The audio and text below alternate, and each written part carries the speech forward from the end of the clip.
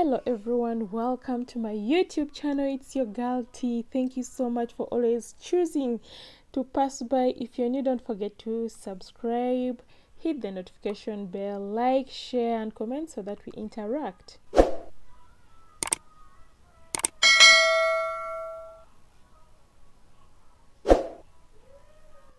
I'm going to talk about how our actions affect people around us and us negatively, how they have a negative influence towards other people. We should know that worshipping the devil is really bad. These are some of the actions, So number one, I'm going to talk about devil worshipping or our actions of lack of salvation. Let me call them that way. That are trying to devour our minds. 1 John chapter 4 verse 1 says, "Beloved, do not believe every spirit, but test the spirits to see whether they are from God.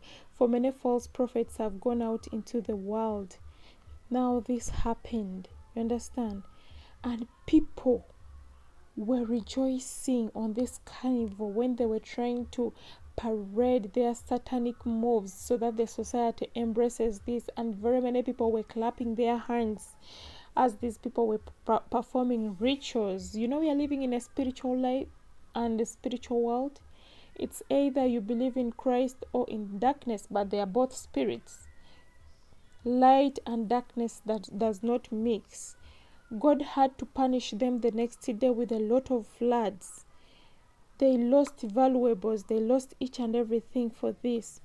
The Bible tells us to submit ourselves before God. We need to resist the devil and flee. He will flee away from us. But instead we are embracing the devil and his actions.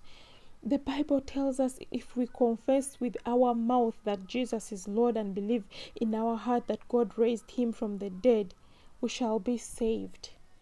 We are practicing rituals in broad daylight. Now, this is a national sin. That needs a national deliverance because it was done on a national level. And when God was punishing, didn't only punish these people, but the entire nation, because they all got floods. Very many people lost valuables. So this was a national level sin, which means that the intercessors have to wake up now. They have work to do for the entire nation due to a few ignorant, lost Christians, people out there, non-Christians. We are surely seeing floods, but also Revelation chapter 21 verse 8 says, "But as for the cowardly, the faithless, the detestable, as for murderers, the sexually immoral, sorcerers, idolaters, and all liars, their portion will be in the lake that burns with fire and sulfur, which is the second death." Look at how people were wailing. They were mourning, trying to save lives. They lost so much just because of a few people. This could have been contained, but because the society is all lost, they are seeing things and everything is just for just. They are exposing the young kids, the young generation towards embracing Satan. They are trying to pave way for the devil. And these are the repercussions. The wage of sin is death, and surely it is. So when we are doing things, we need to watch out. Another action is stealing. The Bible tells us that the thief comes only to steal and kill and destroy. But the Lord came to give us life so that we may have it to the full, because he is our good shepherd. Christ is our good shepherd. But what is a thief gonna do? He will come to steal, kill you, and destroy you. They are not only gonna destroy a life, but he's also going to destroy the entire family, since everyone is going to remain. When they are so miserable, they are going to mourn for the loss of someone. This person may be an important person playing a huge role in a specific family, but your selfish ways have turned you into a monster in the name of keeping quiet or avoiding jail, you end up killing the person for their own money that they worked for. Why are we behaving like this? People are going to mourn for the rest of their lives. This person could be a mother, could be a father, could be the breadwinner of this family, and you've taken away that thing from them.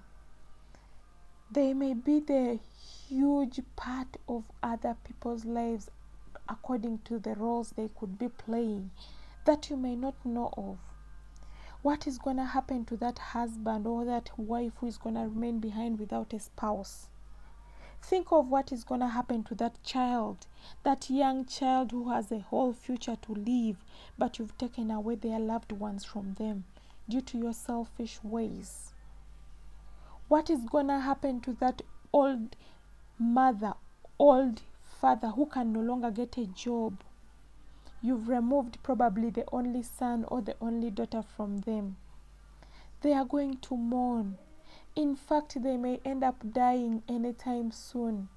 The premature deaths may kick in, and that one will be on you, because trust me, you're the reason as to why they have died. Now, that is another sin. You may not even enjoy all these. You may not get lucky. By getting lucky, I'm saying maybe the police may get you. You understand? But eventually you'll have to pay for your deeds. You'll be incarcerated and you'll lose everything for the rest of your life. I think we need to make it better. You understand? Change our lives. Then gossiping is another one. This is another action that kills us day and night. Proverbs chapter 16 verse 28, it says, a dishonest man spreads strife, and a whisperer separates close friends. If you have something that is so hard for you to keep in your heart, go and tell it to the person directly. It doesn't matter how they are going to feel about it. If you got to know about something, maybe you can condemn that person instead of gossiping about it with another person, you know. Even the Bible in Matthew chapter 18 and 15, verse 15 says, if your brother sins against you, go and tell him his fault between you and him alone. If he listens to you, you have gained your brother. But if he does not listen, take one or two others along with you, that this may stop. Gossiping may also happen on another level, whereby you're talking about someone, concerning about something that even doesn't matter at all, and this thing may have an influence, a negative impact towards their lives for the rest of their lives. This person may lose the zeal, they may lose their self-esteem because of you. They may lose their entire lives. They may be depressed.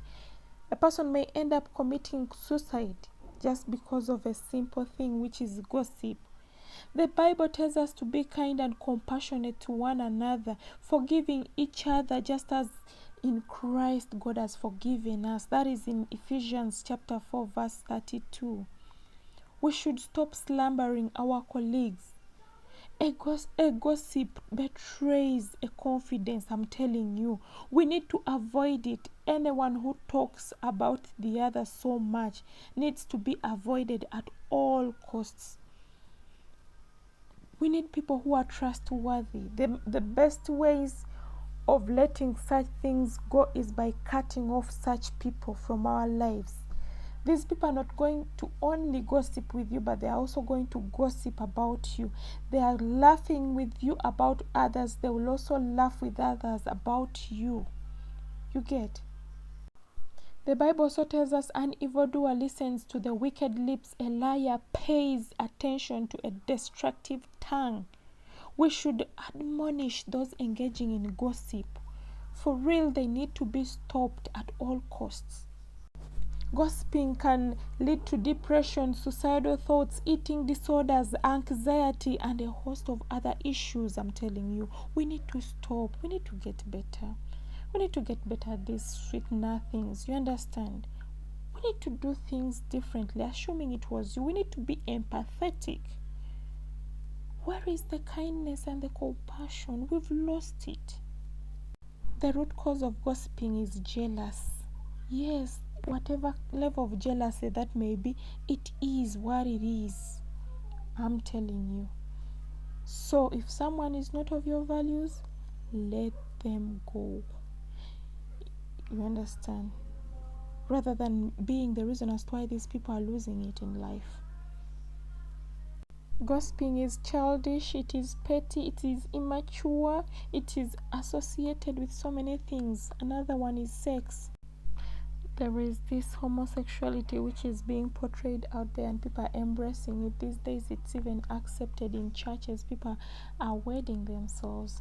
Same sex, you understand, we have those marriages today going on in the society, and in some areas societies have embraced it and it is okay with them.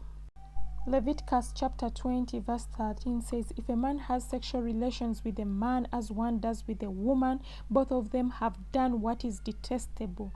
They are to be put to death. Their blood will be on their hands. The society has embraced this and they are telling us it's okay. And we're okay with it because we have people in families and we are saying they were born like this. May God bless you. What more can I say? Have a blessed night, day, and morning. Bye.